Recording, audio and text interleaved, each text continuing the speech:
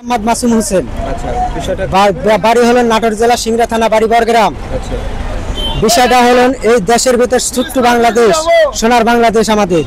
এই দেশের ভিতর মাদক ব্যবসা, তারপরে হিরঞ্চি ব্যবসা, মদখোর এনার জন্য আমরা অতিষ্ঠ এবং এরা রাস্তাপথে অতস্থায় মানুষকে বিরক্ত করে। এর সাথে পুলিশ সহকারিতে জড়িত আছে স্যার। পুলিশ স্বয়ং দেখছে ঘটনার স্থলে, পুলিশ আমার নামে স্বয়ং দেখছে, পুলিশ খাড়া থেকে ওসি সাহেব দেখছে, কিন্তু ওসি সাহেব কোনো বিরুদ্ধে নেয়নি। ওসি সাহেব স্বয়ং ঘটনাটা দেখছে স্যার। আমি এই বিরুদ্ধে রুখে দাঁড়াইছি। আমি মাসুম হোসেন, বাংলাদেশের জন্য আমি মাদক ব্যবসা বন্ধ করতে চাই স্যার। না, কোনো ব্যবস্থা নেয়নি স্যার। আজ 9 তারিখের থেকে আজ হলো 19 তারিখ স্যার। 19 তারিখ পর্যন্ত আমি খালি দাঁড়িয়ে দাঁড়িয়ে ঘুরছি স্যার। কি বলেছে থানা পুলিশ? কি বলেছে থানা পুলিশ খালি শুধুমাত্র বলে অভিযোগ লেখো, অভিযোগ লেখো, অভিযোগ লিখে নিয়ে গেছি স্যার। আমার কোনো সমস্যার সমাধান করেনি। এরা আমার পুরো আরো মিথ্যা মামলা সাধনা করেছে স্যার।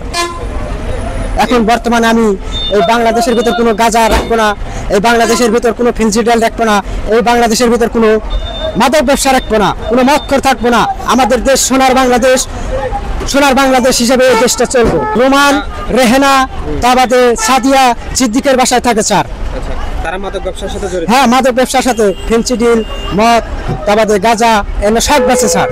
আপনি বাধা দিয়েছেন বিধায় আপনার প্রতি এরকম? হ্যাঁ, আমার প্রতি এটা নির্যাতন হয়েছে স্যার। আমি সেনাবাহিনীর কাছে আবেদন জানাই, সেনাবাহিনী আমার এই বিষয়টা নিয়ে আমার কাছে সহযোগিতা করুক।